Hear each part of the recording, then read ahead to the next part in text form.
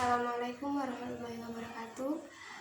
Perkenalkan, nama saya Nabila Fika, NIM T 2017-5003 dari Prodi PIAUD Pendidikan Islam Manusia Dini. Di sini saya akan menjelaskan tinjauan umum tentang demokrasi. Yang pertama ada pengertian.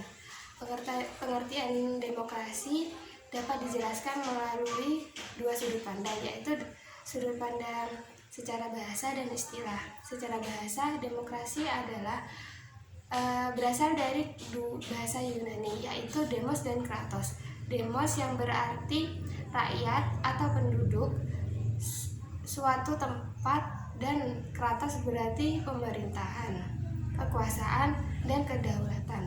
Jadi secara bahasa, demokratos atau demokrasi adalah keadaan negara di mana dalam sistem pemerintahannya kedaulatan berada di tangan rakyat, kekuasaan tertinggi berada dalam keputusan bersama rakyat yang berkuasa, pemerintahan rakyat, dan kekuasaan oleh rakyat. Selain itu, pengertian umumnya demokrasi terdapat juga beberapa ahli, seperti pendapat dari Aristoteles. Demokrasi adalah suatu kebebasan yang berarti setiap warga negara dapat berbagi kekuasaan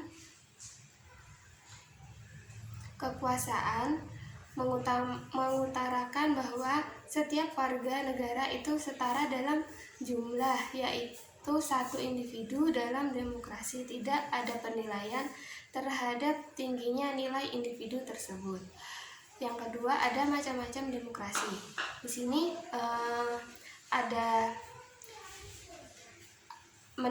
dikelompokkan menjadi dua, yaitu demokrasi langsung dan demokrasi tidak langsung.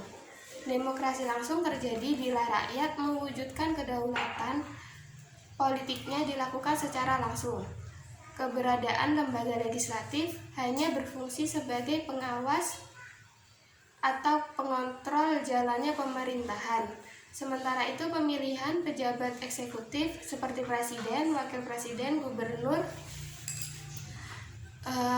bupati, dan wali kota dipilih secara langsung oleh rakyat. Demikian juga pemilihan anggota legislatif atau DPR dan DPRD. Yang kedua, ada demokrasi tidak langsung. Terjadi jika untuk mewujudkan kedaulatan politik, rakyatnya tidak berhadapan secara langsung dengan pihak eksekutif, melainkan melalui lembaga perwakilan. Harus lebih aktif dan peka terhadap suara rakyat untuk disampaikan kepada pihak eksekutif agar ditindaklanjuti dalam kebijakan dan program aksi.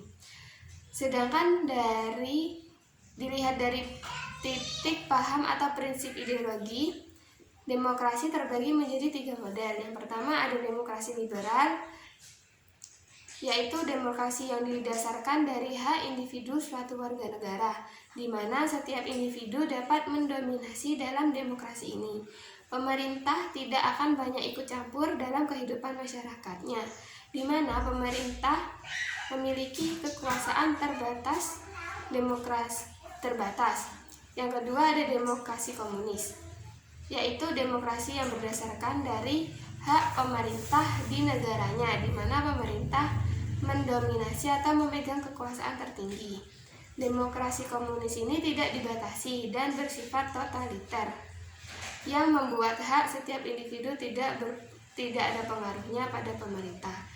Yang ketiga ada demokrasi Pancasila, yaitu demokrasi yang didasarkan dari ideologi Indonesia.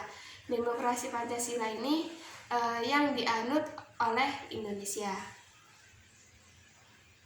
Mungkin cukup itu dari saya, selebihnya mohon maaf. Wassalamualaikum warahmatullahi wabarakatuh.